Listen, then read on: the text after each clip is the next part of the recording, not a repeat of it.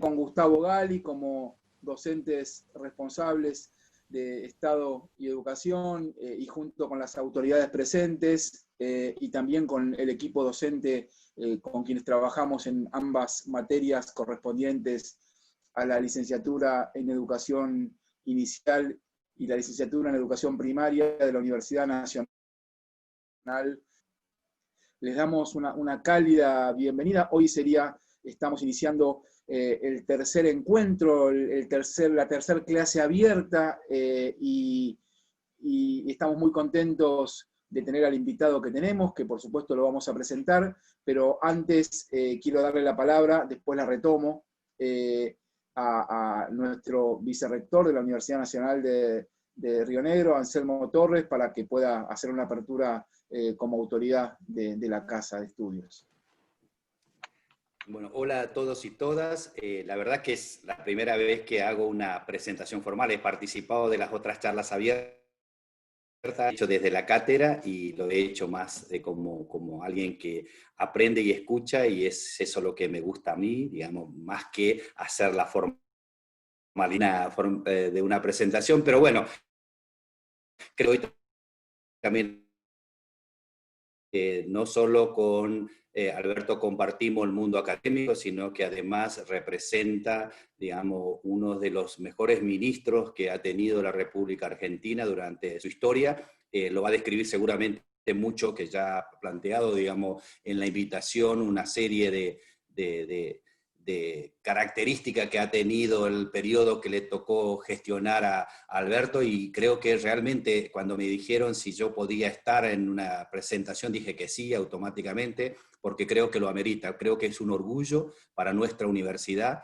que hoy Alberto Sileoni esté dictando esta charla sobre Estado y educación. Creo que es un orgullo para nosotros, digamos, tenerlo y escuchar toda su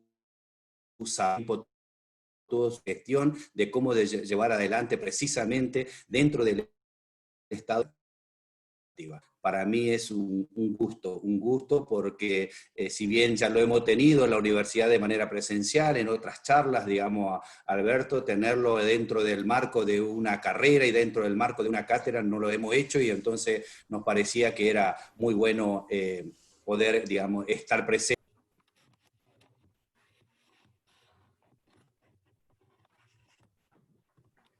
Anselmo, esta última parte tocó... Estás muteado.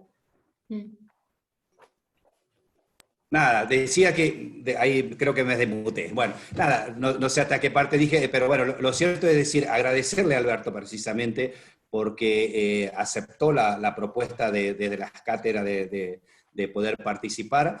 Insisto, para nuestra universidad es un orgullo contar con él. Y es un orgullo seguramente que podrán sacarse todas las dudas y todas las inquietudes que puedan tener los alumnos también con alguien que estuvo adelante de las políticas educativas y desde el Estado. Así que agradecer a los compañeros de trabajo que hicieron posible esto, que son Gabriel, que es Gustavo y todo su equipo de cátedra. Agradecer también a Cecilia como directora de carrera, y también veo que está Eduardo Figueroa por ahí también, que es director de la carrera. La verdad que para nosotros, digamos, ha dado un salto significativo en los últimos años las carreras de educación y queremos apostar a ella. Creo que por allí viene el futuro. Así que nada, agradecer nuevamente, y ahora sí paso a hacer lo que más me gusta a mí, que es escuchar y aprender. Así que adelante, Gabriel, nuevamente. Gracias, Anselmo, por tus palabras. Yo quisiera, en nombre de tanto de Gustavo como mío, nosotros, yo quisiera, si les parece, excusarme de leer el currículum de Alberto Sileoni, pero no porque no sea extenso, sino todo lo contrario, porque me parece que amerita otra presentación. Yo también, cuando Anselmo recién hablaba, me sorprendí cuando en general solemos hacer las invitaciones con Gustavo por las redes sociales. En este caso, el nivel de acompañamiento, el nivel digamos, el tipo de apreciaciones y los comentarios que se hicieron muy masivos, especialmente por parte de la docencia, ¿no? Porque uno está vinculado con la docencia. Yo simplemente siento alegría y siento enorme reconocimiento por Alberto Sileoni. Y la verdad es que una de las cuestiones que a mí más me impacta como rasgo distintivo es que Alberto es un profesor. Alberto honra ese lugar de profesor. Yo, y eso sí, lo comparto con Gustavo, con algunos presentes, yo creo que es el mejor ministro de educación que ha tenido este país, y eso corre por mi cuenta. Por eso es que me permití, cuando escribí la invitación, hablar de uno de los mejores ministros de educación de la historia argentina, pero hay mucho para decir de la gestión que ha hecho Alberto, pero permítanme simplemente contar la más cercana. Yo sé que a Alberto esto no le gusta, yo sé que Alberto en este momento debe estar acordándose de mi familia, pero no importa, yo en ese sentido prefiero seguir siendo fiel a mis convicciones y no a las conveniencias. La verdad es que yo he aprendido mucho con Alberto. Hoy somos con Gustavo compañeros como docentes en la Universidad de Hurlingham, porque Alberto nunca dejó de ser docente.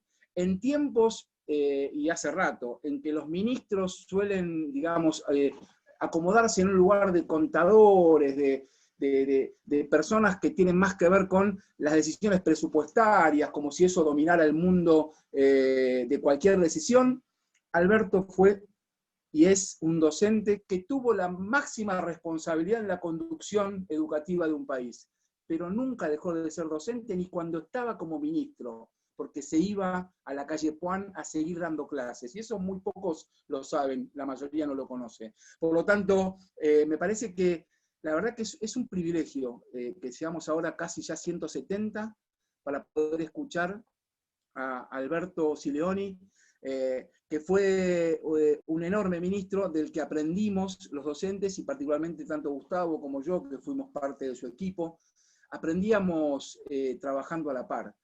No es poca cosa, a veces conjuntar una cualidad humana destacable de alguien que te escucha de verdad, no simula escucharte, porque en esos lugares muchos simulan escucharte, y abren los ojos y parece que te están prestando atención, pero nada de eso ocurría en muchos casos. Sin embargo, Alberto, la escucha atenta te la devuelve en 2 semanas posteriores, 2 meses después, en la justa y exacta manera que tiene que ver con el motivo por el cual vos estabas conversando con él.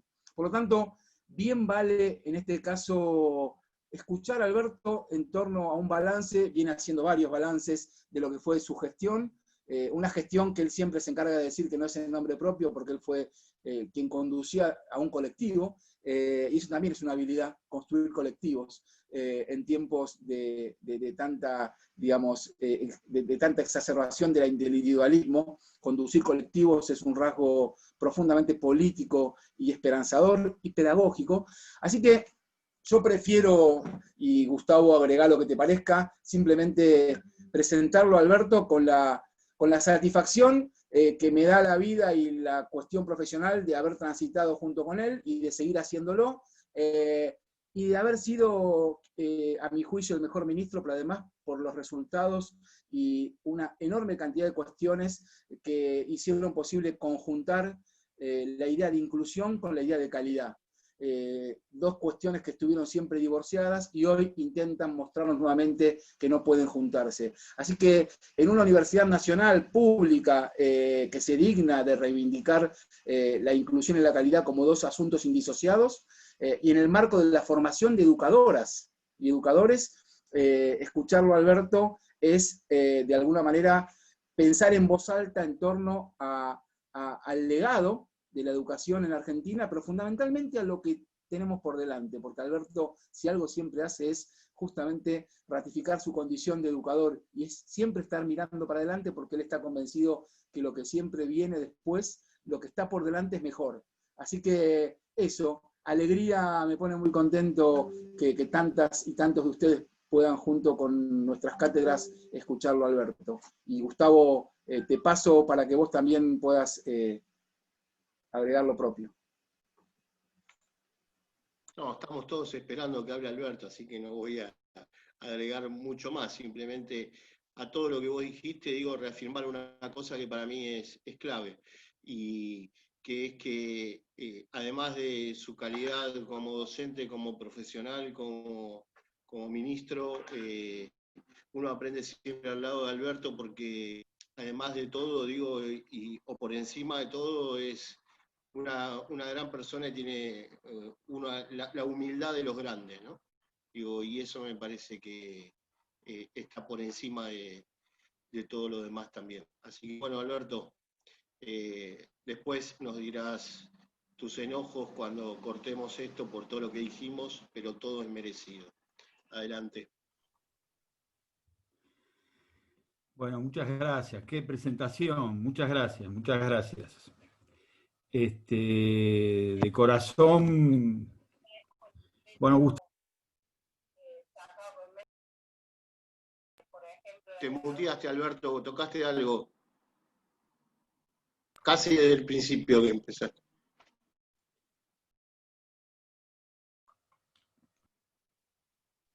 Se volvió a mutear. Se me cancela, ahí está bien, ¿no? Sí.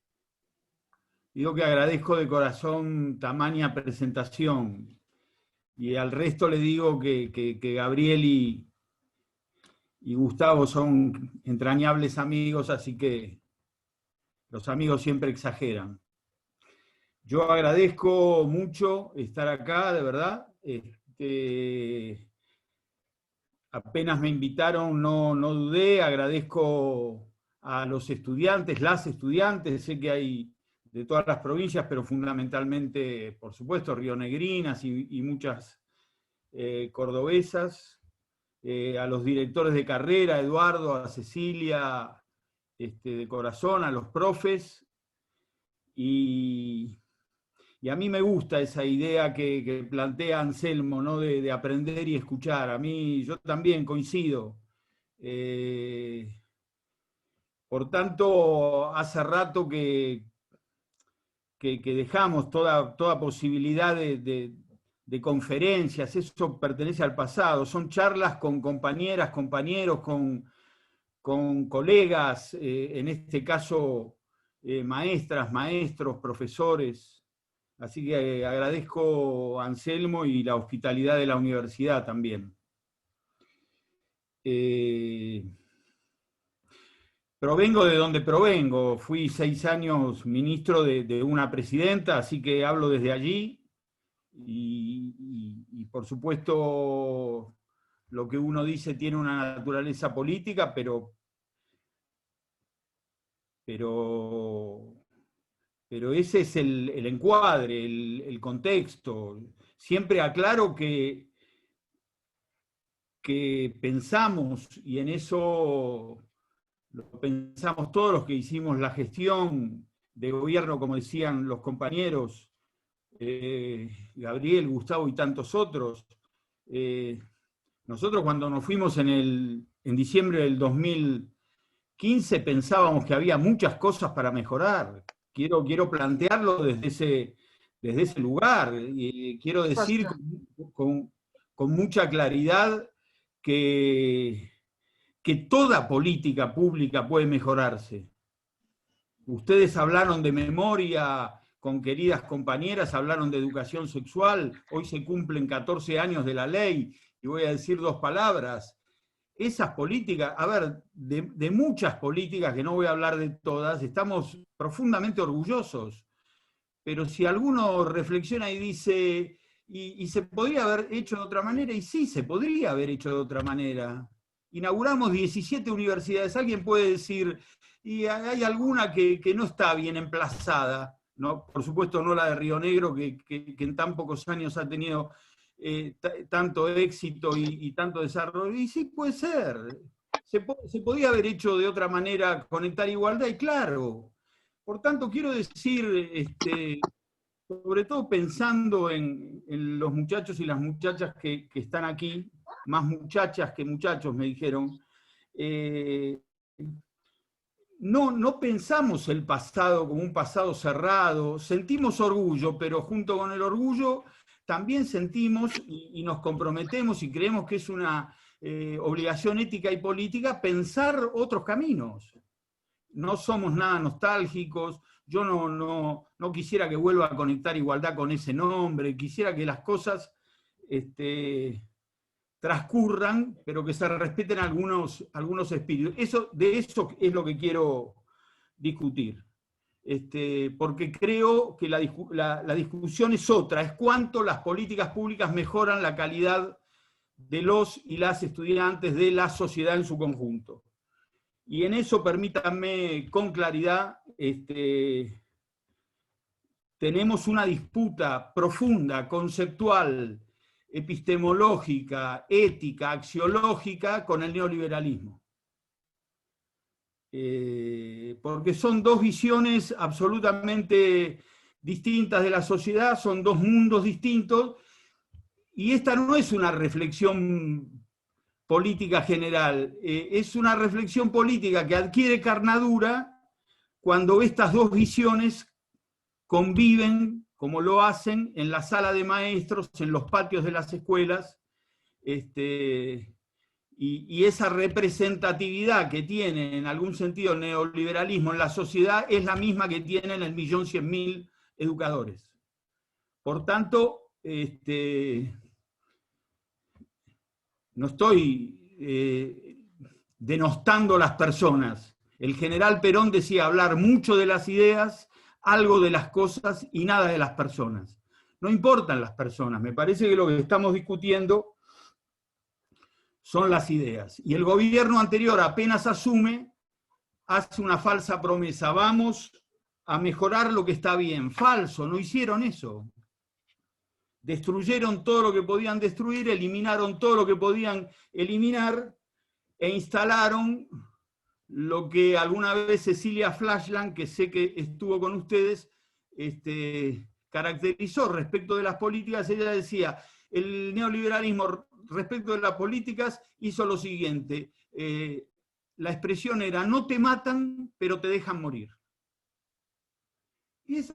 Y eso es objetivo, permítanme, y después nos quedamos hasta la hora que digan discutiendo cualquiera de mis afirmaciones, pero es una opinión, pero también es objetivo, porque cualquiera puede ver el estado inerme que dejaron, el 0.2 de PBI que perdimos, los salarios que perdimos, las construcciones que no se hicieron, los libros que no se entregaron, las netbooks que no se distribuyeron, y la agresión simbólica y real a la educación pública. Entonces, arranco de ahí y en una materia que es educación, Estado y educación, digo algunos criterios, en lo personal, somos estatalistas, creemos que es muy importante el Estado, creemos que el Estado es el resguardo de los más sencillos, y creemos que acá hay dos miradas en pugna, porque objetivamente el neoliberalismo se dedica a destruir las capacidades del Estado. Y entonces esto hay que defenderlo porque el Estado en materia educativa ha hecho que este país se distinga de otros países de la región, aún con todas las deudas que tenemos. Algunos criterios sobre los que basamos las políticas. El ministerio no es un grupo de hombres y mujeres aislados del Gabinete Nacional. El Ministerio de Educación funcionaba como parte de un Gabinete Nacional con políticas integrales de un gobierno que a mi juicio, vuelvo a reiterar la opinión personal, todas se encolumnaban atrás de la expansión de los derechos, de la emancipación, de la soberanía nacional, de la recuperación de la ciencia y la tecnología.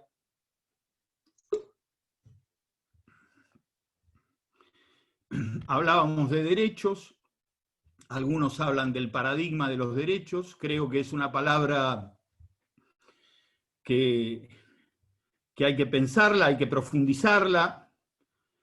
Creo que junto con los derechos también hay que hablar de obligaciones. Si hablamos de derechos, los derechos son universales. Si hablamos de derechos, el Estado es quien debe garantizarlos. Si hablamos de derechos, no son ni prerrogativas ni privilegios. Si hablamos de derechos y de políticas públicas, ya que la materia apunta a esto, decimos, un Ministerio de Educación Nacional en un país con un federalismo débil como este, debe tener políticas que tengan escala. Escala significa, tenés 13 millones de estudiantes, tenés 1.100.000 docentes, tenés 55.000 escuelas. No podés hacer políticas para 40 escuelas y para, no sé, 20.000 estudiantes. ¿Por qué y no? Porque eso correspondería en todo caso a un gobierno provincial. Un gobierno nacional del cual no dependen escuelas tiene que tener financiamiento, sostener a las provincias y en algún sentido hacer lo contrario que hacía este ministerio en los 90. El Ministerio de Educación de la Nación en los 90 se presentaba diciendo: Ministerio de Educación de la Nación, un ministerio sin escuelas. Si un ministerio no tiene escuelas, ¿qué tiene? Si una escuela no tiene estudiantes, ¿qué cosa tiene? ¿Qué cosa más importante para un ministerio que tener escuelas, que tener docentes, que tener estudiantes? Después es un detalle si dependen directamente del ministro que está en una silla en la calle Pisurno o no dependen. Y está bien que dependan de los gobiernos provinciales, pero ¿cómo un ministerio no se va a sentir que tiene todas las escuelas, todos los docentes? Bueno, eso es lo que... Y lo último que digo en esta suerte de introducción es el Estado Nacional debe invertir. Quizá las provincias del sur son provincias que tienen menos estrecheces económicas, pero hay provincias del norte grande argentino que tienen el 95% de su presupuesto destinado a salarios. Entonces no pueden construir una escuela, no pueden capacitar a sus docentes. ¿Quién lo hace si no lo hace el Estado Nacional? Decía que me dijeron los compañeros que hablaron de educación sexual. Hoy se cumplen 14 años de la promulgación de la ley y todavía tenemos una discusión respecto de la implementación de la ley, una pregunta que nos podemos dar como colegas, ¿no? ¿Cuándo se implementa una ley? ¿Cuándo se sanciona? ¿Cuando diputados y senadores le dan la sanción? Al principio creíamos que sí. También los miro a Gabriel y Gustavo y digo, pues ya lo hablamos, nosotros aprendimos en la gestión. Después te das cuenta que con la sanción de la ley empezó algo y no terminó nada. Entonces, ¿qué haces? Los lineamientos curriculares.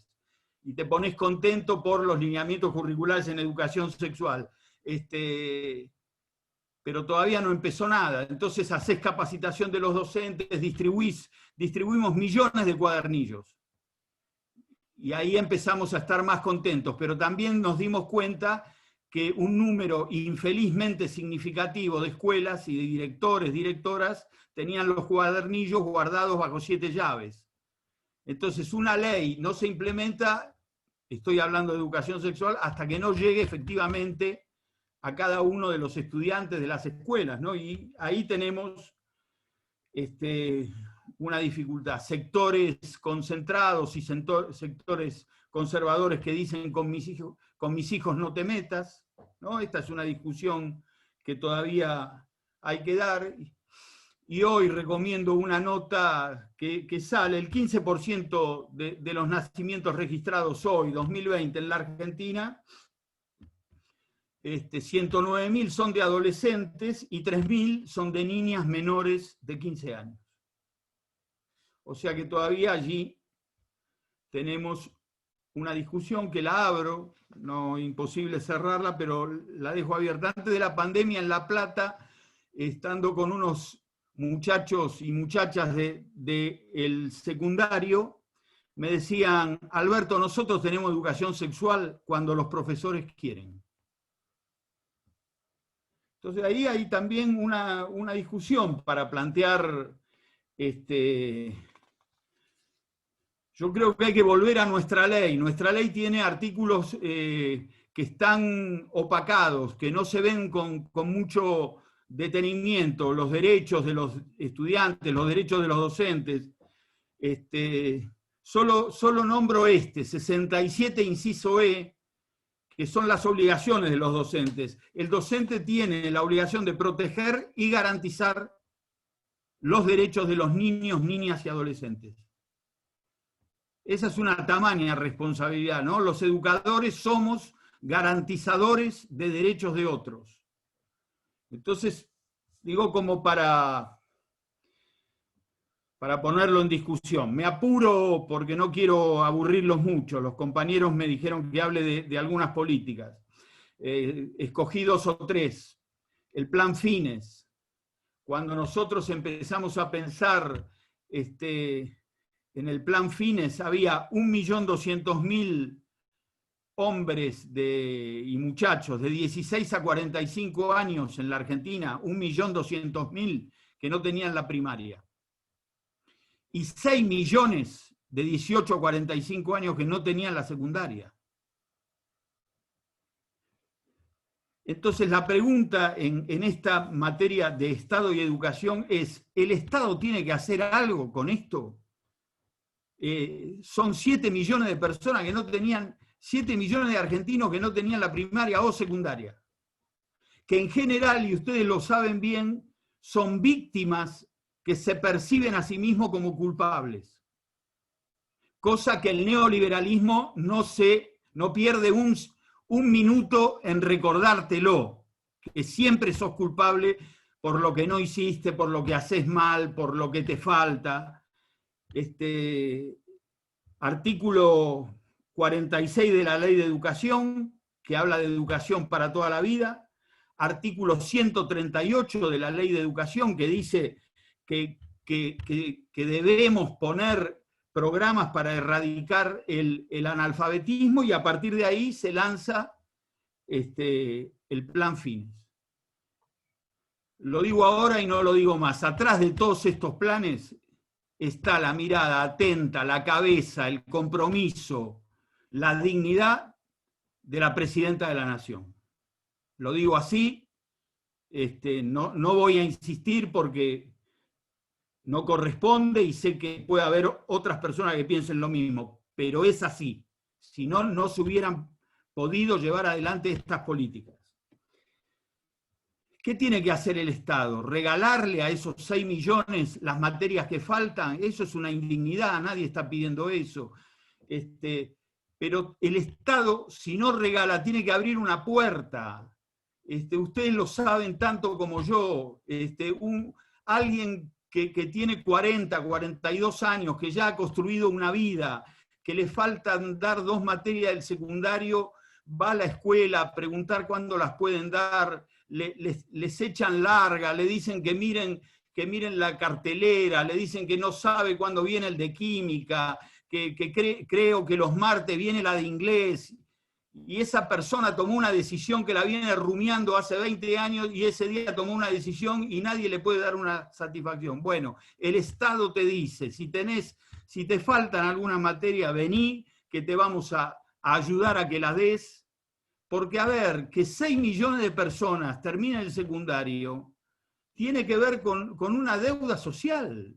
No es solo la biografía de cada uno, hay un esfuerzo de cada uno de ellos, hay un esfuerzo de su familia y hay un esfuerzo del Estado, que los educó durante 14 años y no tienen el título porque le falta una materia. Bueno, eso es lo que fue el plan Fines, 2.000 escuelas secundarias, casi 500 CENS, y después en un convenio con el Ministerio de Desarrollo Social se hace ese matrimonio entre el plan Fines y el programa Ellas Hacen, y se potencia, llegan a 20.000 sedes.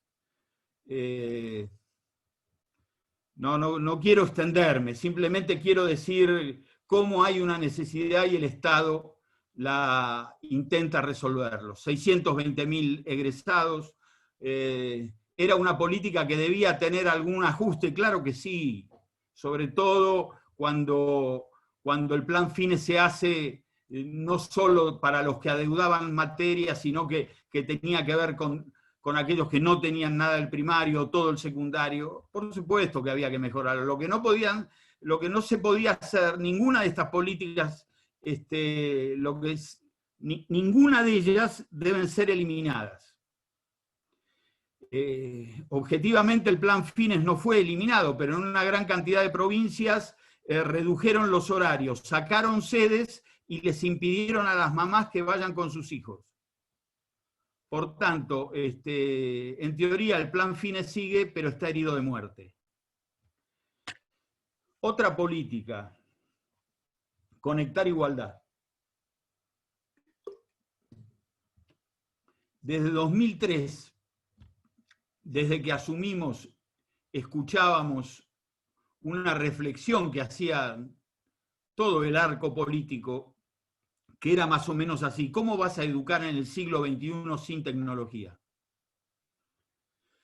Arrancamos con algunas, cuando digo algunas, 250.000 netbooks destinadas a las escuelas técnicas, y cuando le decimos a la presidenta que queremos pasar de 250.000 a 500.000, allí toma esa decisión de incorporar al ANSES, al Ministerio de Planificación, y terminaron siendo 5.400.000. Para todos, a ver, se podía haber hecho en el primario, y sí, Uruguay lo hizo en el primario.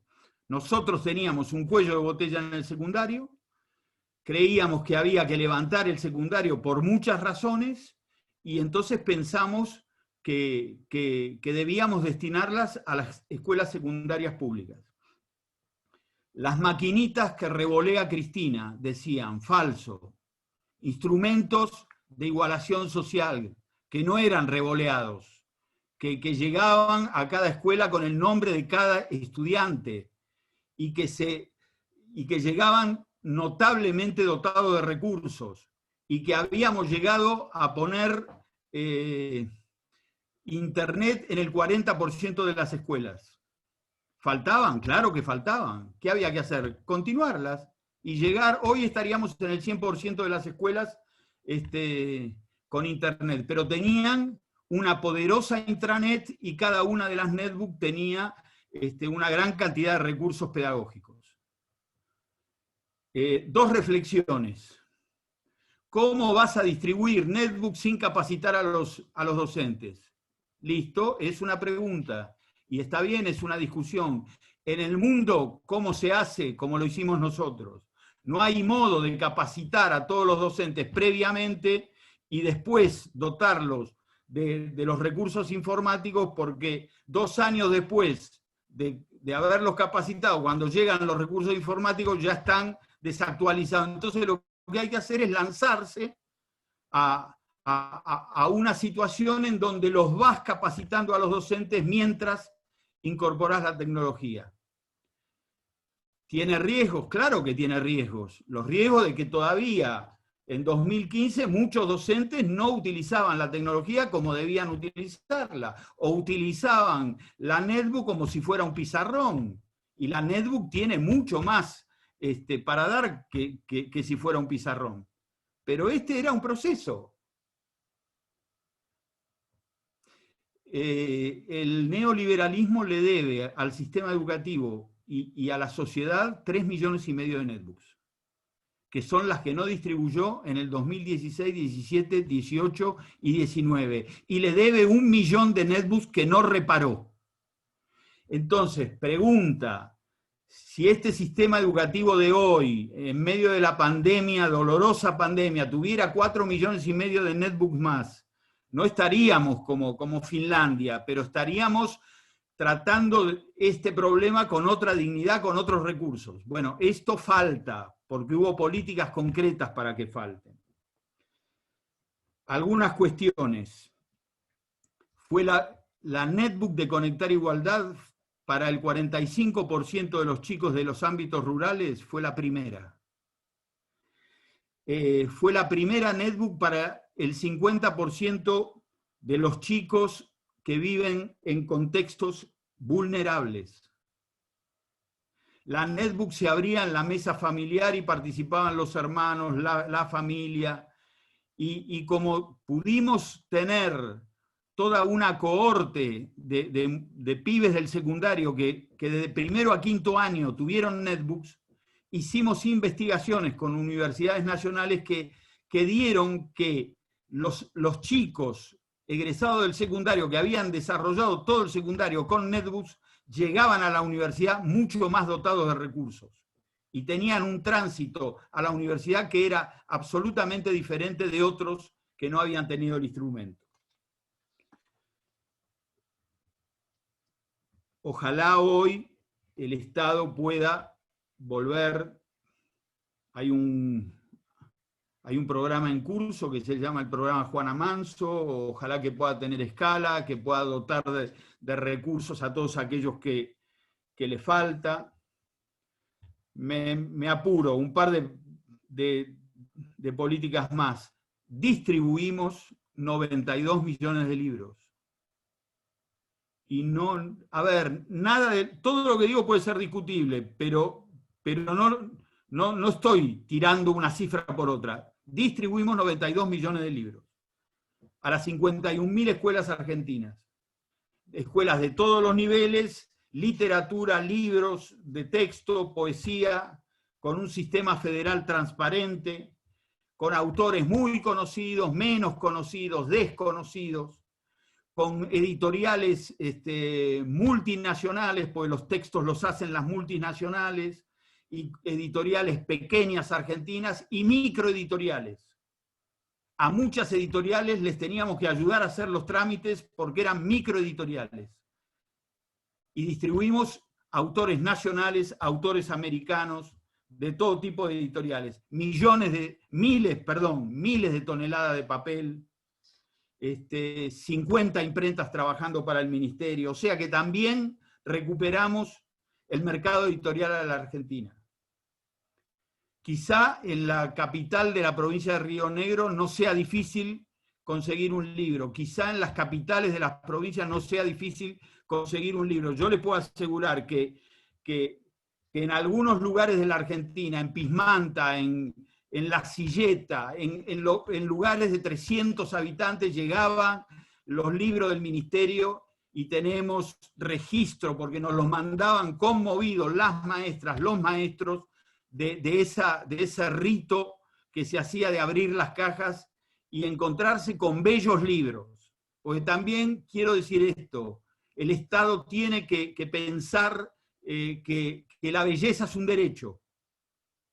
Y los libros deben ser bellos para los estudiantes, no ediciones de cuarta que el Estado reparte. No, deben ser, insisto con la escala e insisto con la calidad. Y libros por primera vez para el nivel inicial, para el nivel primario, para los institutos superiores. Bueno, para nosotros los libros y las netbooks son herramientas de igualdad social. Y digo algo, no me extraña la hazaña del neoliberalismo en contra de algunos símbolos, porque ahí atrás también está la persecución a los símbolos, la persecución a conectar igualdad, la persecución a Zamba, la persecución a ese mundo de paca-paca que hacía que las niñas quisieran ser como Juana Zurduy. Esa es una discusión filosófica, cultural, axiológica que todavía tenemos que dar en la Argentina. Y lo último, algunas políticas, no al azar, pero algunas políticas socioeducativas, centros de actividades infantiles, 1.100 centros en todas las provincias argentinas. El 92% de los alumnos vulnerables de la Argentina estaban en estos centros de actividades infantiles, para los niños del primario, centro de actividades juveniles, para apoyar y bancar la escolaridad y la sostenibilidad en la escuela de los del secundario, 2.700 centros en todo el país, 230 radios escolares, que en muchos lugares son la única herramienta de comunicación social. Miren, les digo otra cosa, 1 millón de pibes fueron a Tecnópolis. No tengo el registro, pero del millón, una cantidad muy importante no conocía la capital de su provincia. los que venían de zonas muy alejadas, el norte, norte-norte, el sur-sur, iban en avión. No iban a hoteles lujosos, iban a hoteles sindicales, comían viandas, no era un lujo, pero esos pibes dentro de 50 años se van a acordar de Tecnópolis. No tiene el Estado, discutamos esto, no tiene el Estado la obligación de abrir puertas para esos pibes, de ponerlo en un lugar de igualdad con el resto de los que acceden a Tecnópolis o acceden al turismo o acceden por primera vez a un viaje en avión como hacíamos, o acceden alguna vez miles, su primer viaje en tren. Bueno, esto forma parte de un modo de ver la política y de un modo de entenderla. Alguno me sugiere las políticas del Parlamento Juvenil, también 159 coros, 137 orquestas, 15.000 instrumentos. Les digo dos cosas para complejizar. Alguna vez algunos docentes vinieron al ministerio y nos dijeron, en vez de distribuir netbooks, ¿por qué no nos aumentan el sueldo? Un modo de ver la realidad. Otra cosa, distribuyendo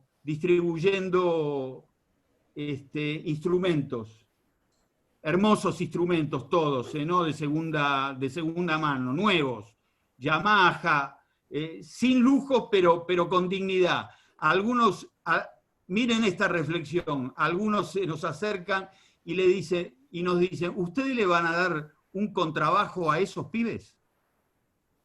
Una pregunta extraordinaria. ¿Ustedes le van a dar un contrabajo a esos pibes? Y yo puedo asegurar que contra el prejuicio instalado de las clases medias,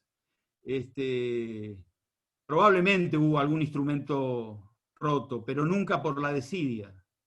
Esos instrumentos iban a las casas de los pibes más humildes y en el lugar donde estaban esos instrumentos, estoy hablando de los grandes instrumentos, ese lugar era un santuario. Había una cosa de iglesia en ese lugar.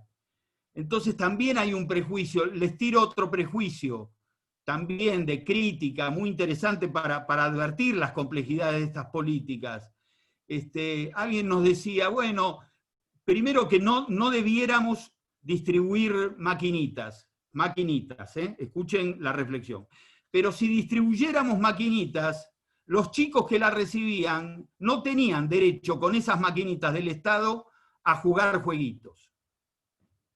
Entonces yo que soy de clase media y le compro la maquinita a mi hijo, sí puede jugar jueguitos. Con la maquinita del Estado los morochos no pueden jugar jueguitos, solo tienen que hacer las tareas del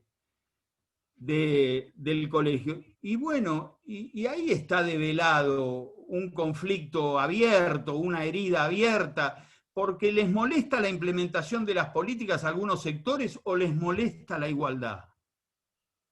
O les molesta, como dicen algunos autores, el goce del otro, ¿no? El goce del otro, la igualdad del otro. Ese otro que debía estar en una posición subalterna, hoy está al mismo nivel. Bueno, entonces yo quisiera, y tiro alguna síntesis final. Díganme, Gustavo, Gabriel, si tengo 5 minutos. Sí, tenés, Alberto, más de 5 minutos, tranqui. Necesites.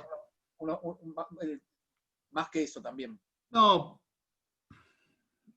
becas, 13.000 ludotecas. No pensemos como, en general nosotros formamos parte de una clase media más comprometida, no pensemos como clase media, pensemos una ludoteca en una escuela pobre del norte argentino, esa posibilidad extraordinaria de encontrarse con juegos que jamás en la vida los pueden tener. Entonces, un Estado debe hacer esas cosas, y la igualdad molesta. Digo alguna síntesis. Vuelvo a sostener que tenemos que discutir qué sociedad y qué escuela queremos ser. Me parece, humildemente, lo decimos mucho, los compañeros también coinciden, y desde el Instituto Patria, creo que había algún compañero del Instituto Patria, nosotros proponíamos en este primer cuatrimestre del 2020 hacer una discusión escuela por escuela. Discutir el rumbo, hacia dónde queremos ir.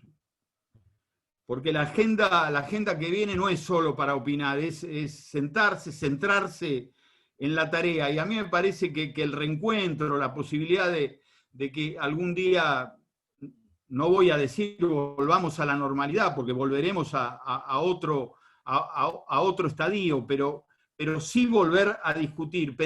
Y en este marco también, ¿qué extrañamos de la escuela, ¿no? ¿Qué faltó? ¿Qué cosa no fue sustituida por la casa?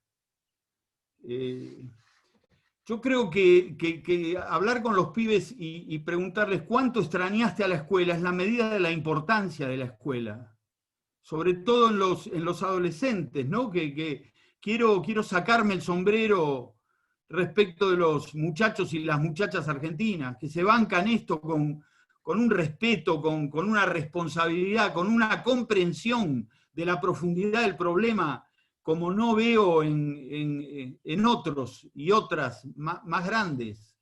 Entonces,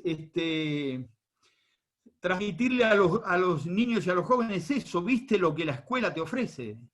El otro día algún profe en una reunión como esta me decía, un director, no importa, estaba bien, pero me decía algo, lo primero que voy a hacer cuando los vea es abrazarlos. Por supuesto está bien, pero yo digo, ¿por qué no los abrazaste antes? ¿Por qué no los abrazamos cuando los teníamos a 20 centímetros? Debió ocurrir darnos cuenta que necesitamos abrazarlos. En todo caso, si debió ocurrir la pandemia, no digo bienvenida a la pandemia, 1.100.000 muertos, no voy a decir esa burrada, pero las crisis te ayudan a crecer. Los abrazamos tanto como creemos que debemos abrazarlos, o no los abrazábamos. Entonces, para muchos muchachos, niños, la escuela es el lugar donde son personas. El otro día alguna directora me dice, tengo varios estudiantes que esperan mi llamado semanal porque los llamo y les pregunto cómo están, y esperan mi llamado porque en casa nadie les pregunta cómo están. Entonces, esas cuestiones de una escuela, llamémosla como quisiéramos, Gustavo y Gabriel han trabajado mucho en esto, será neohumanista, una escuela que ponga mucho foco en la relación con el otro.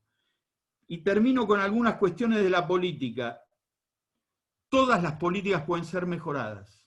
Por tanto, es un deber dejarse atrapar por la discusión del rumbo de las políticas. Lo que no deben ser, si son medianamente buenas y justas y amplían derechos, lo que no deben ser es eliminadas. No se deben eliminar los derechos y las políticas. Voy a decir otra cosa que es mía, pueden no estar de acuerdo. Los gobiernos populares no resuelven los problemas por sí mismos, pero los problemas se resuelven solo en los gobiernos populares. Lo repito, no por ser gobiernos populares van a resolver los problemas, pero no esperes que estos problemas de los cuales estamos hablando los resuelva otro gobierno que no sea un gobierno popular. No te lo va a resolver el neoliberalismo. Hará todo lo posible para no resolvértelo. Quiero decir, el neoliberalismo no incumplió, porque todos incumplimos y todos tenemos defecciones. Simplemente nunca pensó en cumplir, que es otra cosa, es distinta una cosa de la otra. Y también digo, en el futuro del neoliberalismo no estás. Definitivamente no estás. Entonces, creo que hay que distinguir las críticas justas de algunos sectores a las políticas públicas, y hay muchas críticas muy justas a las otras críticas a la igualdad, porque a veces se mezclan. A veces en una crítica a la política hay una crítica al distribucionismo, a la igualdad, ¿no?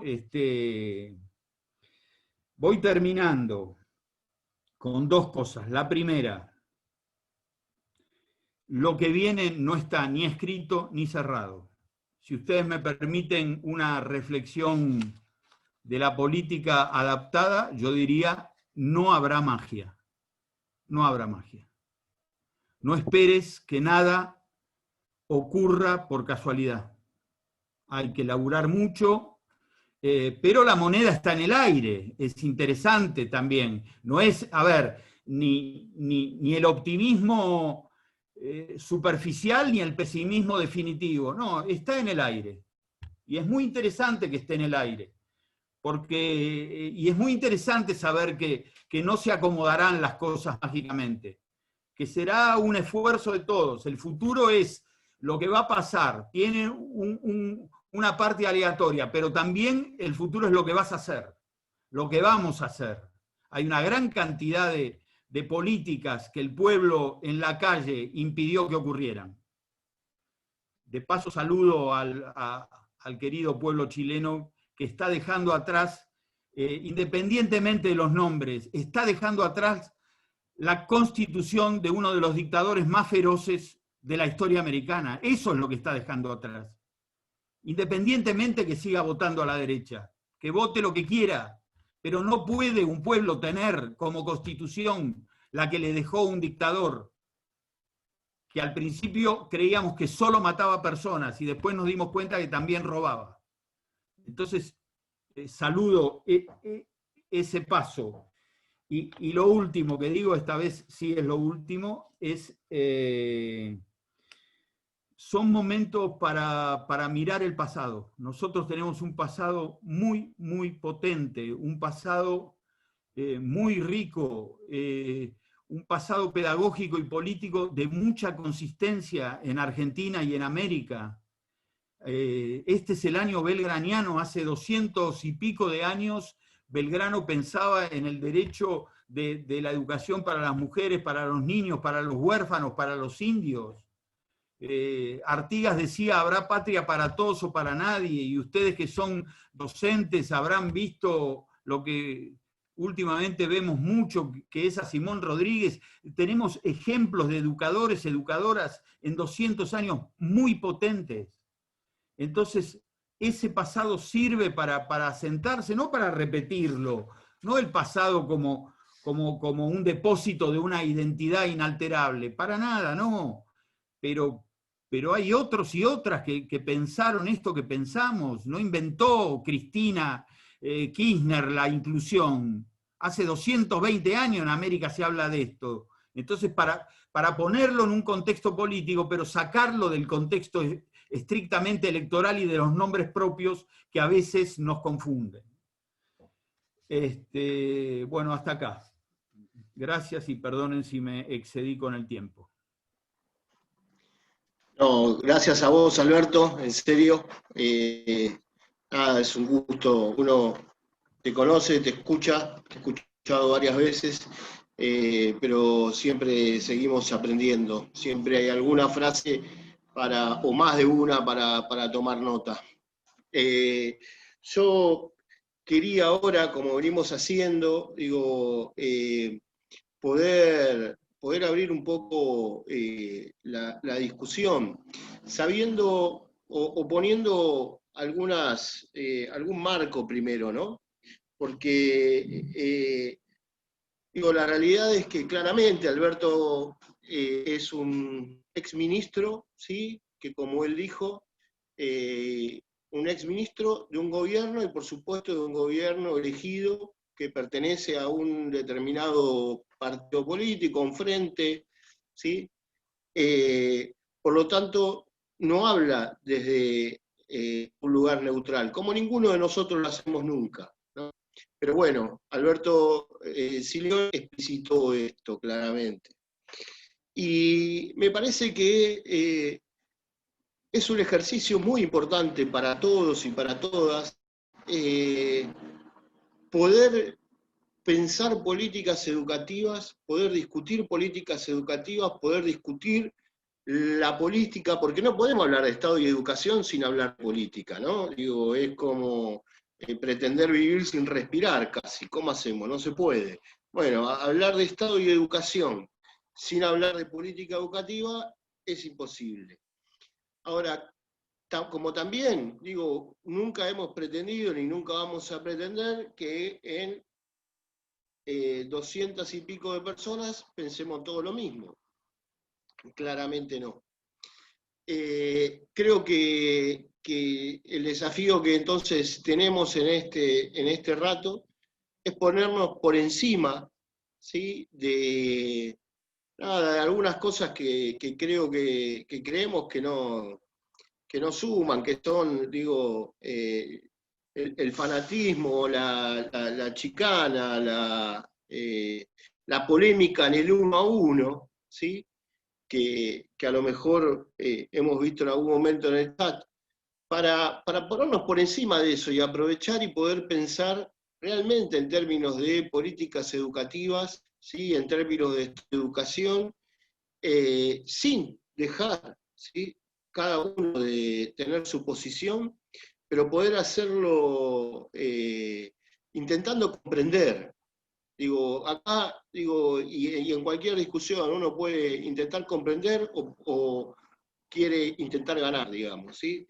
Bueno, lo que les proponemos es intentar comprender, ni siquiera convencer a nadie, ¿sí? No nos interesa convencer, lo que nos interesa es poder entender un poco más, quizás por qué se hizo lo que se hizo, por qué se está haciendo lo que se hace, por qué en algún momento se dejó de hacer. Digo, y me parece que eso, nos parece que eso es lo importante en este contexto, muchísimo más importante, ¿sí?, que la discusión 1 a 1, ¿sí?, o el debate de la polémica, por lo menos en esta instancia. Así que, no sé, Gabriel, si vos fuiste recogiendo algunas preguntas o Mira, justamente algunas cosas. quería retomar acá una pregunta que hace Ana, una querida colega docente, Ana Forte, una querida y conocida docente desde hace muchos años. Ana, te pregunta, Alberto, y me parece que es una pregunta bien interesante porque vos, además de expresar ideas con profunda certeza y claridad, también hay una cuestión muy fuerte vinculada a lo emocional, porque a uno lo atraviesa lo emocional cuando trabajamos en lo que estamos planteando. Y justamente Ana dice, Alberto, si tuvieses que decir algún momento en especial de tu gestión en el que te sentiste orgulloso especialmente, que te emocionó, por ejemplo, porque el logro fue contundente, ¿elegís uno? ¿Cuál? Me parece una pregunta interesante para empezar a conversar.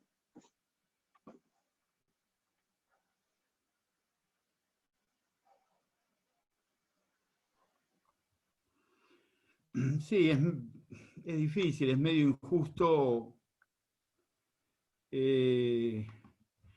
porque hay muchos, vuelvo a decir, esas grabaciones, filmaciones, ahora con los teléfonos está todo más cerca, que nos acercaban las maestras, y ver esa cara conmovida de los niños abriendo cajas de libros en alguna provincia, o ver las universidades y cómo se han poblado. Muchas de esas universidades creadas hoy tienen 20.000 alumnos. Con Gustavo y con Gabriel estamos en la Universidad Nacional de Hurlingham, una de las tantas. Tengo una imagen, a riesgo de ser injusto con otras. En un paraje de Aristóbulo del Valle, provincia de Misiones, estábamos entregando netbooks por primera vez a la etnia Biaguaraní. El lugar era, como es Misiones, si alguno conoce, una belleza natural, explotaban los verdes porque era un lugar extraordinariamente bello y extremadamente pobre. estaba el gobernador, estaba el ministro, estábamos algunos, y le tocaba agradecer a un muchacho, un muchacho de ese pueblo originario, que son los Biá guaraní. Los guaraní son, tienen dos ramas. Una es esta, y este muchacho que se llamaba Hilario, que es un bello nombre que significa él que ríe, Hilario agarró la netbook, muy, muy educado, pero muy austero también en los gestos. Agarró la netbook, saludó al gobernador, saludó al ministro y al resto, a todos nos saludó y nos miró a todos y con la netbook en la mano dijo, yo lo único que les quiero decir es que esta netbook nos las merecemos. Y ahí a mí me parece que ese gesto, ahí no es que entendí, pero ahí me di cuenta que la sociedad había dado un paso gigante, porque no estaba recibiéndola por un estado piadoso, no es el trencito de la alegría que llega y distribuye y tira cosas. No es un estado ni piadoso ni caritativo, es un estado justo. Está bien que esos pibes en el medio de Aristóbulo del Valle, esos muchachos que hablan muy poco, está bien que tengan un instrumento de igualación social. Y está bien que él haya percibido que era un derecho que se lo merecía, que no era un derecho que se lo estaba robando a nadie. Bueno, también tengo otra, esa fue cara, hay otra que es seca, ¿no? que siempre la contamos con los compañeros. Alguna director, no importa el sexo, no importa de dónde, que nos dijo algo que también aprendimos, ¿no? Ustedes meten adentro a los que nosotros echaríamos. Y yo creo que esa es una discusión interesante que nos debemos. Yo hago una autocrítica de esto y lo hablamos con Gabriel, con Gustavo. Lo digo de esta manera. Yo pensé que había más que pensaban como nosotros, más docentes que pensaban como nosotros. Ahí tengo una reflexión retrospectiva para hacer. Y no es que me arrepienta. Como siempre en las escuelas, íbamos mucho a las escuelas y había respeto. Ahí quizá pudimos confundir respeto con sentimiento con las políticas. Evidentemente la votación del 2015 da cuenta de que una cantidad de docentes infelizmente importante no opinaba como nosotros. Y quizá no estaba de acuerdo con la distribución de netbooks y quizá no estaba de acuerdo con algunas otras cuestiones que para nosotros eran claras. Bueno, de eso hay que aprender. Me parece que de eso se trata. En realidad fueron más momentos de mucha conmoción y de emoción que los otros, pero bueno, hay que pensar en ambos.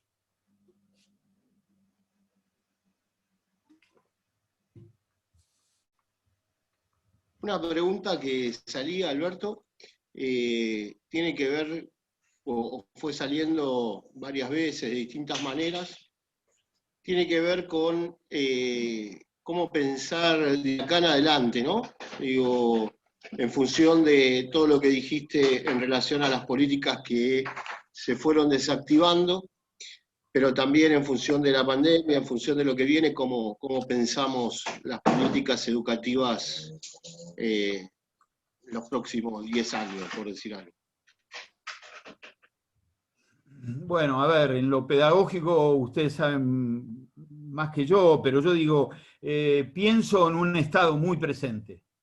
Pienso que no hay chance de poder restablecer este sistema educativo si no es con un activo Estado nacional y con activos estados provinciales.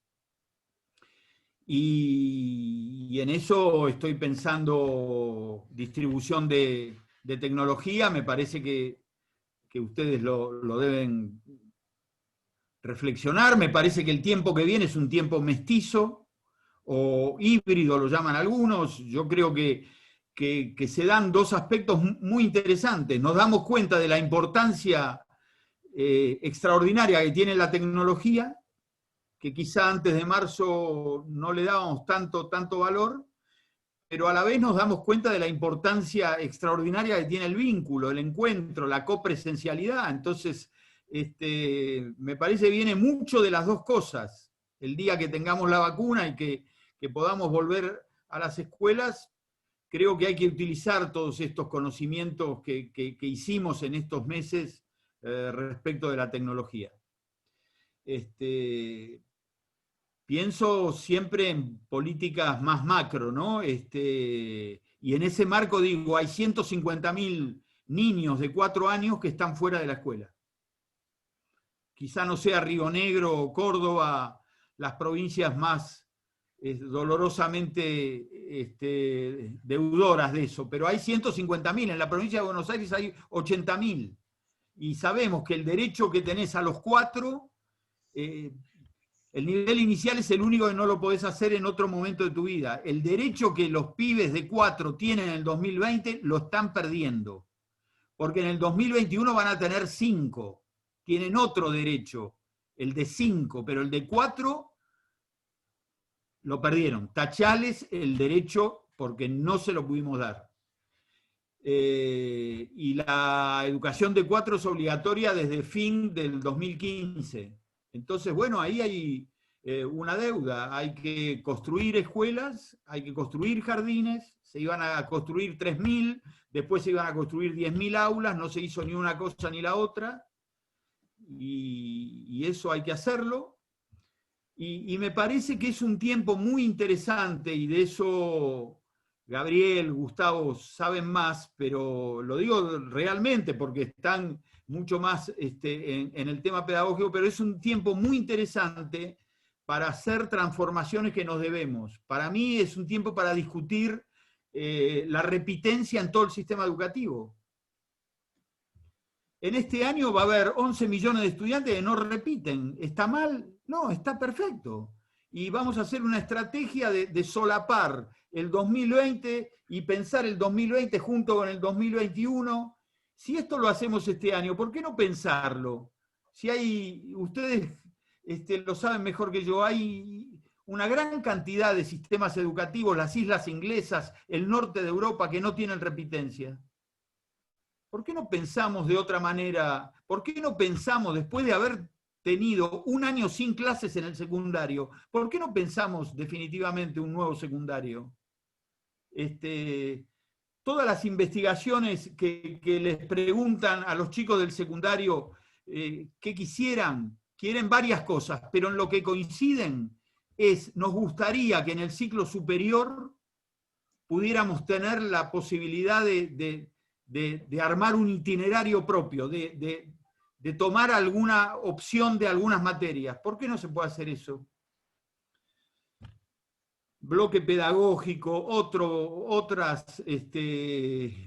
modos de formación docente. Bueno, estoy mezclando algunas que son políticas más materiales, otras que son políticas de inversión del Estado y otras que son más de la pedagogía. Pero a mí me parece, ojalá que las autoridades de las 24 jurisdicciones una vez contrariando lo que siempre pasa es que en general las escuelas creativas tienen problemas con las autoridades porque son escuelas medio heterodoxas, se van de reglamento. Ojalá que la creatividad extraordinaria que hubo en la educación argentina hoy sea alentada por las autoridades. Esta vez alienten a los creativos, alienten a las escuelas que fueron a buscar a los pibes, que inventaron de la nada nuevas propuestas pedagógicas. Hay mucho dolor, pero hay mucho bueno que se hizo en el sistema educativo, muchas cosas conmovedoras y muchas cosas que han dado resultado.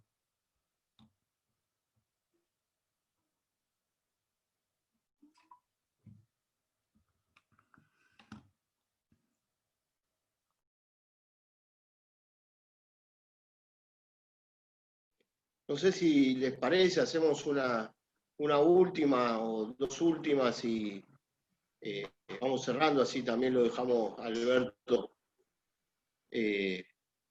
liberado un poco.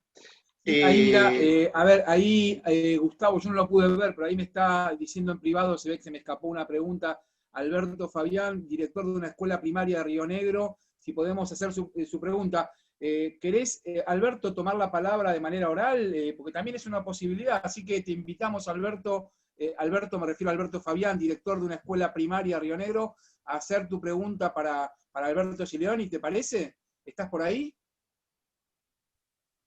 ¿Puedo decir algo, Gabriel? También, Sí, adelante, adelante, mientras, dale, Alberto, sí, sí. no solo preguntas, también reflexiones, Bien, ideas, perfecto. en los términos de, decía Anselmo, de escuchar y aprender, me parece que podríamos aprender todos. No solo preguntas. Bien, acá agrega, me mandan, se ve que Alberto, que estás por acá, pero me vuelve a mandar en privado, y la pregunta de Alberto, director de escuela primaria de Río Negro, es, te pregunta Alberto le pregunta a Alberto, ¿qué política educativa considera que el gobierno de Macri retomó, resignificó de las implementadas durante la década del 90? Esa es la pregunta que hace este director rionegrino.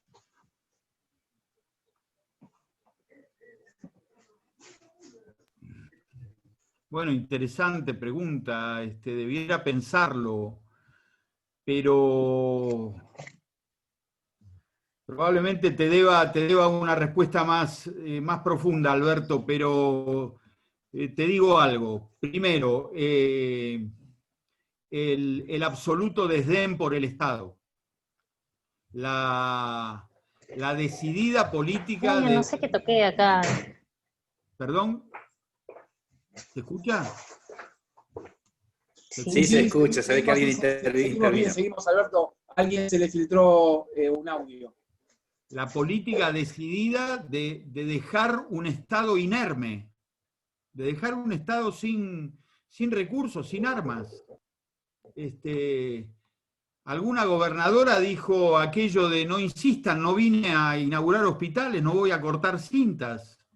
Habría que recordárselo en estos tiempos de pandemia, porque la verdad que necesitamos hospitales. Y no se inauguraban para cortar cintas y salir en la tele, se inauguraban porque necesitamos hospitales, necesitamos escuelas.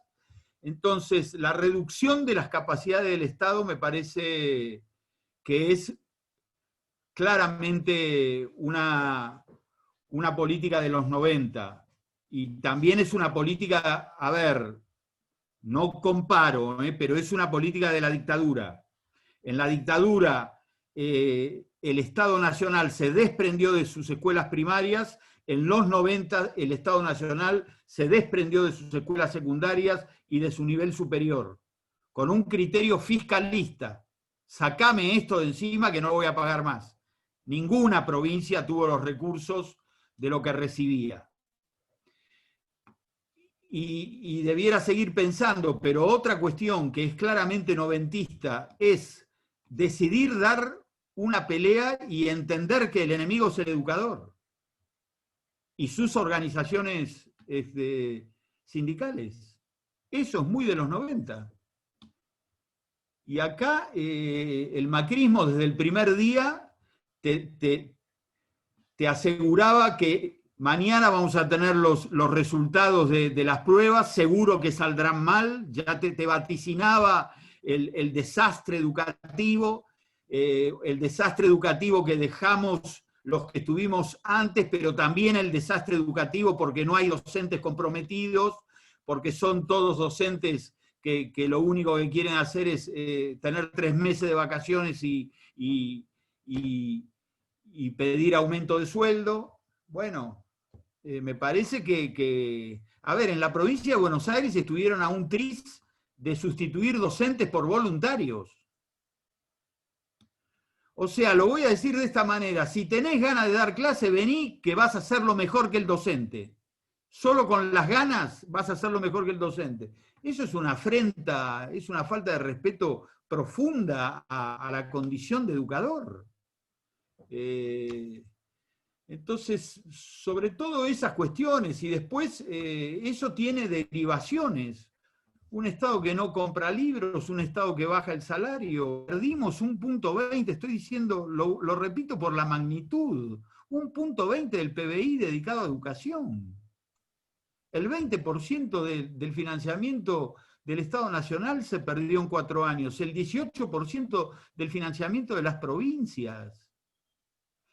Y esto es lo que se ve. Las consecuencias están a la vista, ¿no?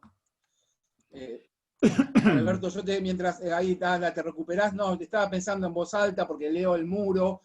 Me interesa porque hay quienes están, por supuesto, planteando mucho apoyo, mucha emoción. También hay quienes tienen diferencias, hay quienes se adhieren a otros gobiernos. Y como yo te conozco muy bien, Alberto, y sos una persona de practicar la diferencia, la disidencia en el marco de la democracia, pero también de asumir la no neutralidad, que a veces a otros les cuesta asumir.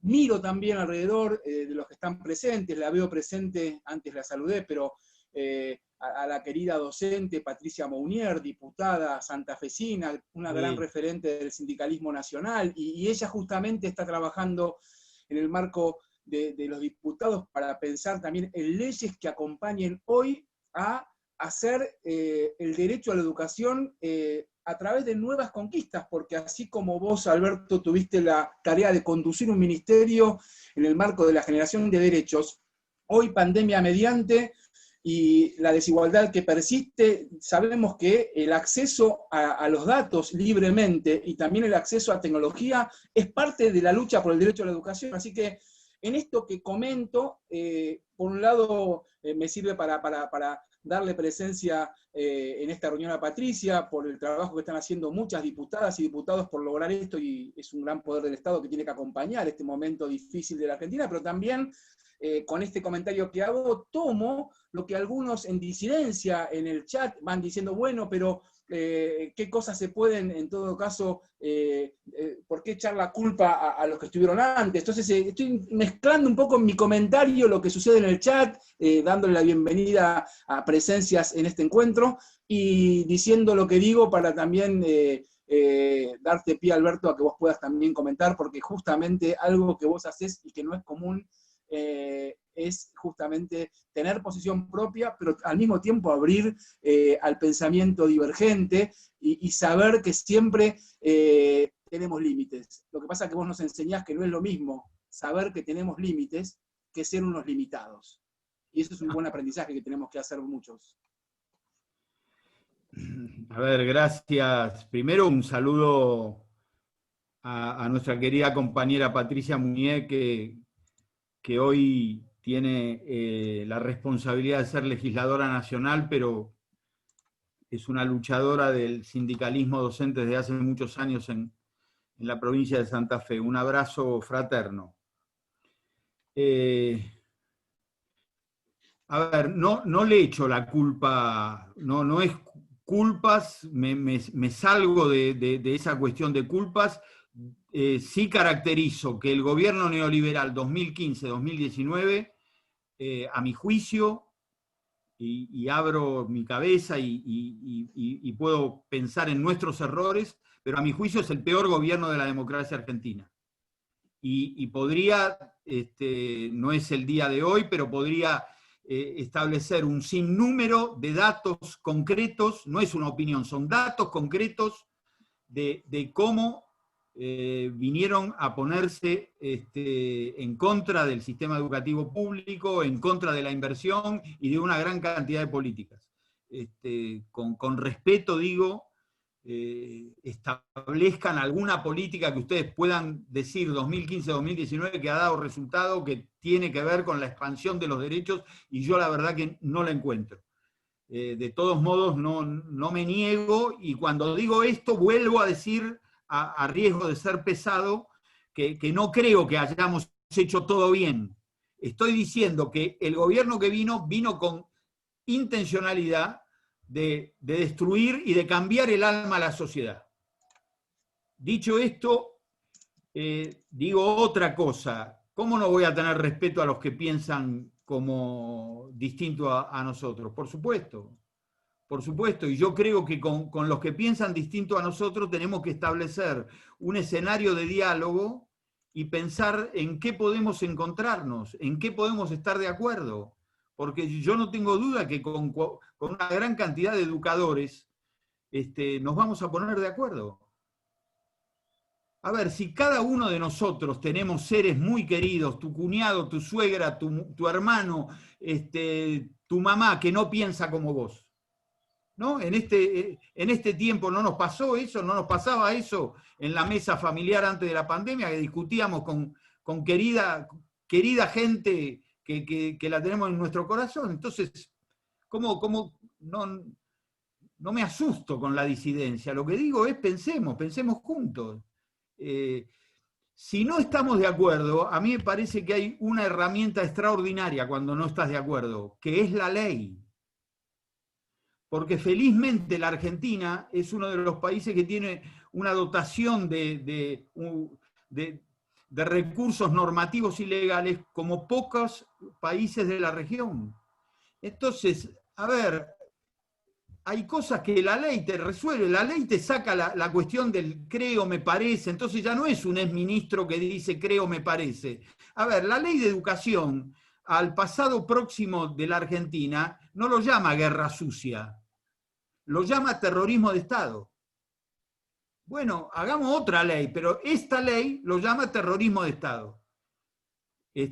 Cuando el expresidente decía la guerra sucia, no me acuerdo de los muertos. Bueno, la ley educativa dice otra cosa. La ley de financiamiento dice que hay que destinar el 6.2. Bueno, si no vamos a estar de acuerdo, la ley de educación sexual te dice que vos podés creer en lo que quieras. Podés ser judío, musulmán observante, podés creer en la virginidad de María, podés creer en lo que quieras. Ahora, tenés la obligación de transmitirle a los estudiantes un paquete de contenidos científicos validados internacionalmente. Después, hacé lo que quieras, pero esa es una obligación, te viene con la natural tarea docente. Entonces, esas cosas yo digo que tengo mucha fe en que nos podamos poner de acuerdo. La ley de educación dice que sos responsable de proteger los derechos de los niños, y niños en términos de definición hasta los 18 años. Y uno de los derechos que termine el secundario. Bueno, entonces, a mí me parece que, y termino acá, porque es lo que algunos llaman la batalla cultural. Yo creo que si hay algo que no debiéramos hacer entre educadores es pelearnos. Y por eso, a ver, somos educadores, somos amantes de las ideas, no somos mejores que los ferreteros o los remiseros, no estoy diciendo eso, pero manejamos ideas, discutamos ideas, discutamos qué sistema educativo queremos tener. Porque hay compañeros y compañeras que son neodarwinistas, que piensan que hay pibes que no pueden aprender. Bueno, es falso eso. Discutamos, eso es falso. Cualquiera puede aprender, por supuesto. Sabemos que los de algunos lugares con muchas privaciones tienen más dificultades. Pero Freire nunca hablaba de determinante, hablaba de condicionante. Bueno, sí, no hay evidencia científica de cuál es el techo cognitivo de un estudiante. Bueno, por eso yo digo, con mucha generosidad, con mucha claridad, debiéramos discutir esto e invertir el tiempo escolar en esta discusión. E ir pensando en pequeñas coincidencias, hasta llegar a un norte.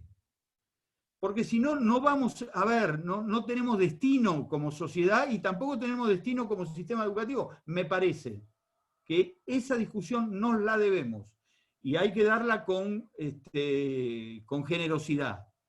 Y nosotros tenemos una obligación, los que hoy estamos, yo no estoy en el gobierno, pero digamos, los que somos oficialistas, tenemos que tener, dar el paso inicial, la humildad de decir nosotros podemos hacer las cosas distintas. Para invitar al otro a que se mueva de su lugar.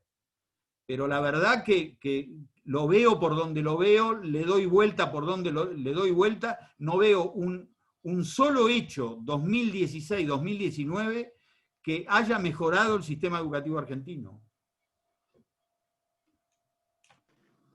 Bueno, Alberto, ya vamos cerrando, porque nada, ya digo, las preguntas no van a parar, ¿sí? Digo, los comentarios, las afirmaciones, digo, no van a parar. La realidad es que, nada, es interesante esto que se arma, también cuando se arma polémica, ¿sí? Porque, nada, nosotros, como vos decís, Alberto, creemos que está bueno que se arme también polémica y que haya disenso. Como última pregunta, y siguiendo lo que venís diciendo, lo que dijiste recién, muchas de las preguntas que van haciendo, yo quiero recuperar algo que dijiste hace unos sábados en una clase que compartimos.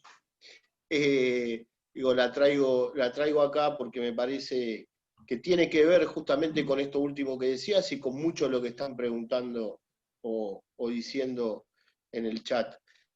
Vos hablabas de que a partir del 2015 te quedó la sensación de que hay que trabajar más lo que llamaste políticas de la subjetividad, que hay que ocuparse más de las políticas de la subjetividad.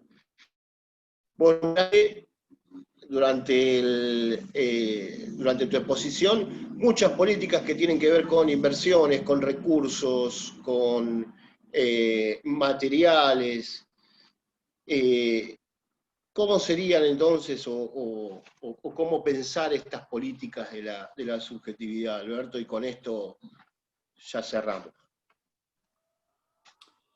No, lo que yo quería decir es que hay muchas políticas que tocan fibras muy íntimas de los educadores. La política de educación sexual integral, la política de memoria, la política de inclusión, por decir algunas, pero hay más. No vas a cumplir con lo que prescriben las normas si no estás convencido.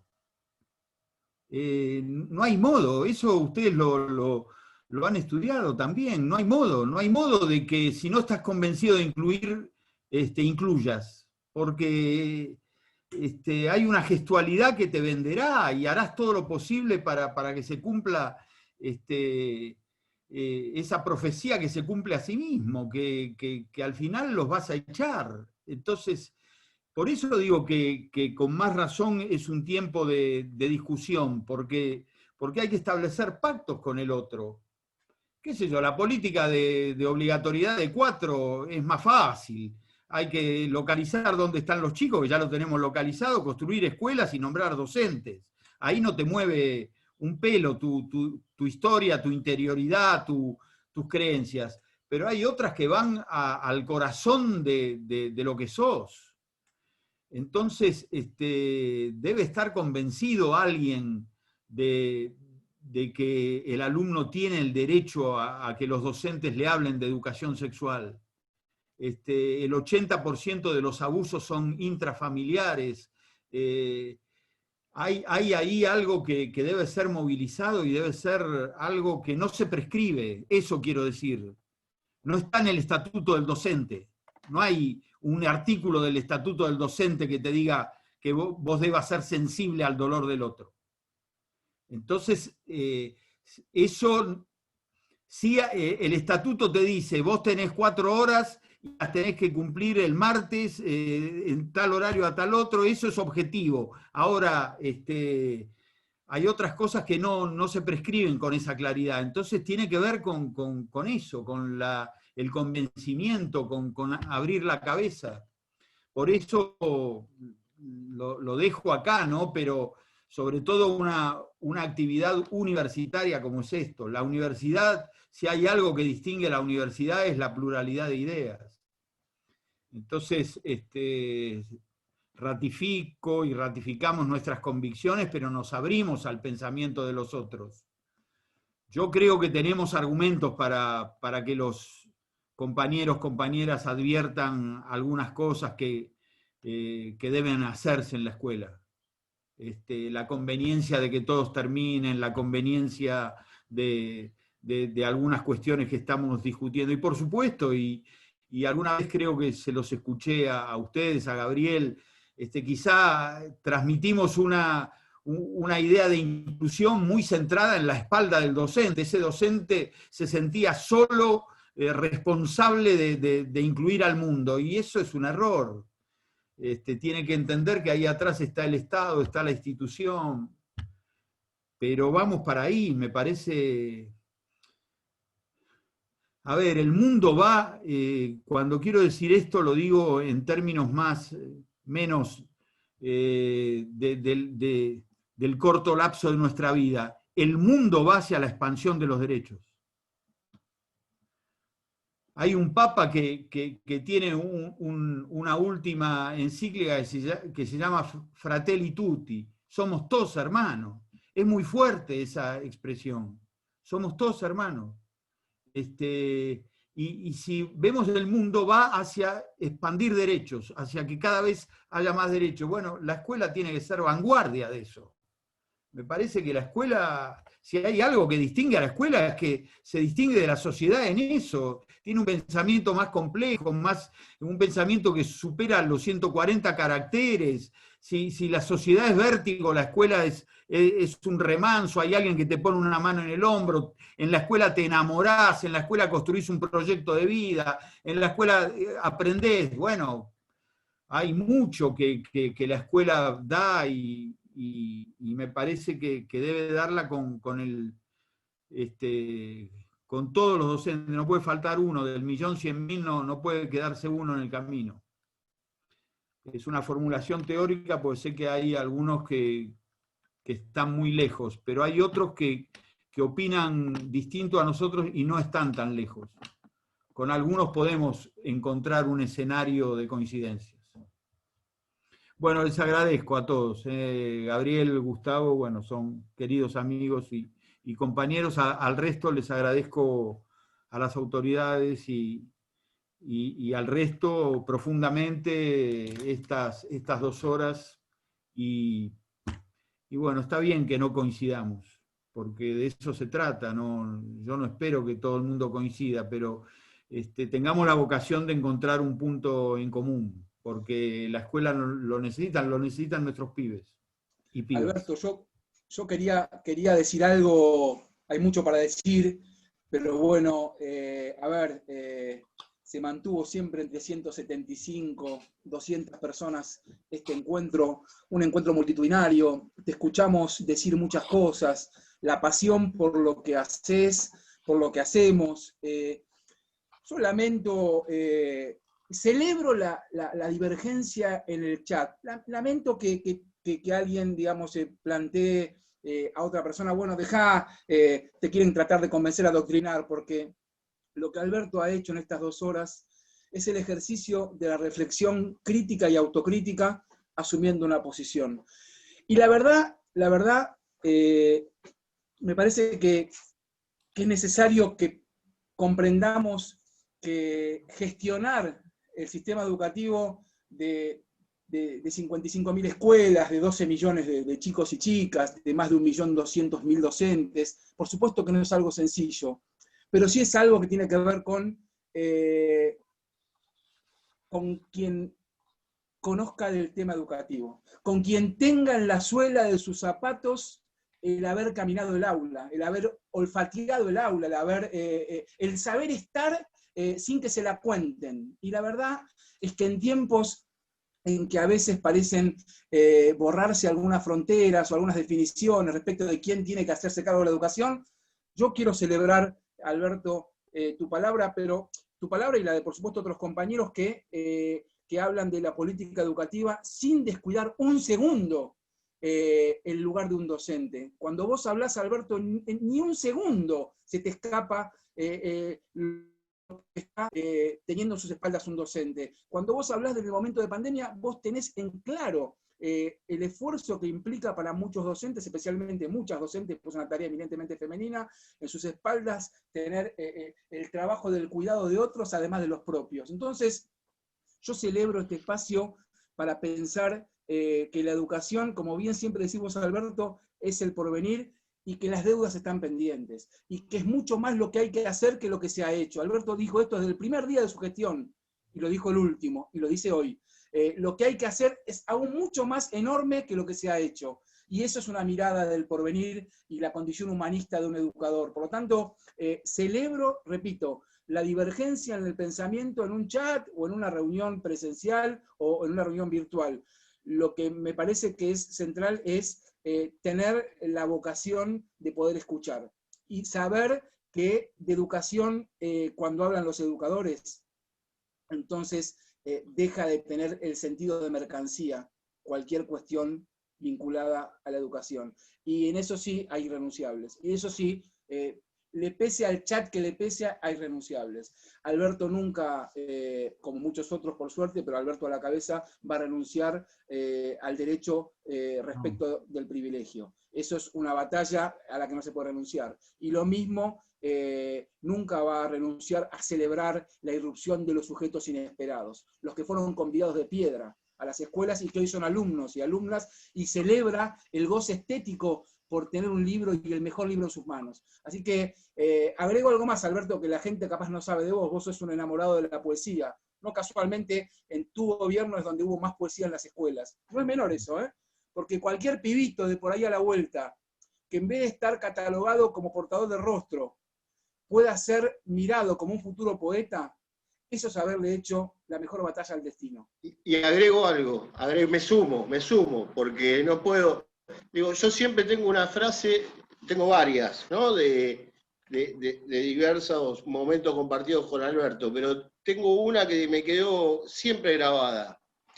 Estábamos en un acto, ¿sí?, donde Alberto estaba presentando una política muy importante para el país, que era la política a los estudios de ingeniería, ¿sí? Era favorecer que haya más ingeniería en Argentina, algo que se necesitaba en términos de producción, bueno. Y entonces estaba presentando una serie, creo que eran becas y algún favorecimiento a los pibes que estudiaban ingeniería. Y nada, en el acto estaba, por supuesto, digo, lleno de ingenieros, de gente nada, relacionada a esas carreras, universitarios. Y Alberto cerró el acto diciendo, no nos olvidemos nunca que Argentina necesita muchos ingenieros, pero que también necesita poetas. ¿Sí? Nunca me voy a olvidar de eso. Porque digo, era... Es así. Bueno, es así, pero era un ministro de Educación presentando un programa para ingenieros, ¿sí?, y diciendo que le tenemos que ofrecer siempre que todos nuestros pibes tienen derecho a la belleza, ¿sí? Digo, no porque ingeniería no lo sea, sino a la belleza, al arte, a la poesía, digo, y me parece que eso lo refleja Alberto. Esa frase lo refleja él. Gracias, compañero. Gracias, muchas gracias. Alberto, con el corazón, gracias. Che, gracias porque fue un aporte genial para la materia y yo estoy contento como docente junto con Gustavo de que hoy los que están acá, además te aviso, están todas las alumnas, casi todas son alumnas de la licenciatura, pero hay muchísimos directivos, docentes de distintos lados, alumnos tuyos de Hurlingham, directoras y directores de Hurlingham. Hay muchísima gente más allá de la docencia de que está cursando la licenciatura. Así que, de corazón, mil gracias y un gran aporte. 270 porque ustedes le dijeron que si se iban no los iban a aprobar, los apretaron. Gracias de corazón a todos ustedes. Gracias a vos, Alberto. Abrazo, nos vemos. Muchísimas gracias, nos vemos. Muchas gracias.